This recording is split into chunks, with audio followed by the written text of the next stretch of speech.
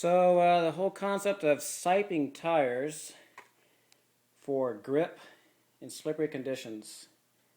I'm going to show you what I've done. I've got a tool here that cost me $3. All it is a paint scraping tool, basically. A razor blade on it, a nice handle. And you insert the blade into the knobby. See if I can do this with one hand. I've already done these. I'm going to give you an example here. You can see some of the sipings already. But that would just go in. You just rock it back and forth. The blade will only go in to the depth that it can hit up to that ridge on the tool here. So it goes in, I don't know, good quarter of an inch. Comes out and you just push in and rock back and forth. Take some patience, but your knobs will now have siping to them, as you can see. The siping actually has a lot of edges to it when it actually opens up.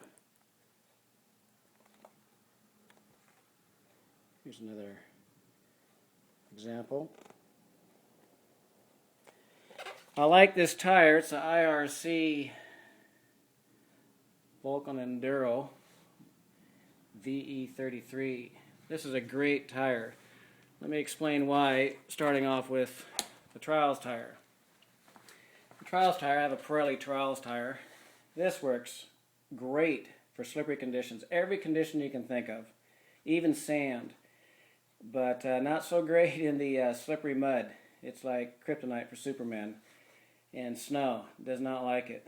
So for all around riding, including especially for the winter, up here in the Northwest where it gets to be wet almost all the time in the winter, all your trails, especially with the rocks, roots, and various conditions of the ruts, this tire works pretty good, particularly because it's pliable, rubber soft, and keep your pressure down to about anywhere from 6 to 10 pounds depending upon the weight of the rider. And the other tire I've used and tried, it's a common tire. It's a Michelin S12. It's a good tire as well. It's good for all around, especially for mud.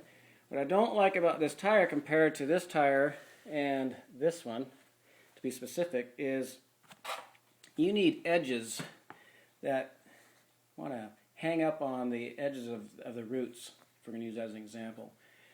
And what happens on here is it'll catch an edge, and then as it comes down, it wants to sit on top of the knob.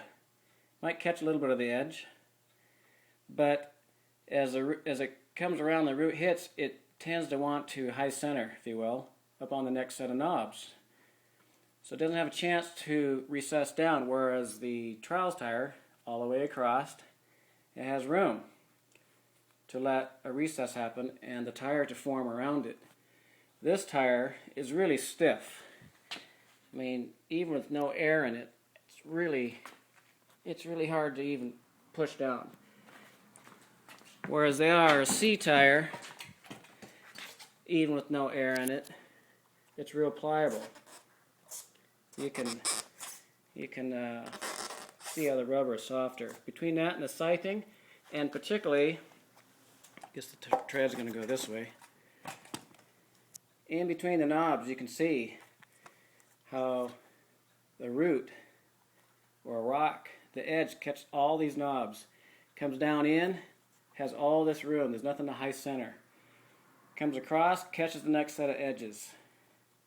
Next set of edges. And you get the idea.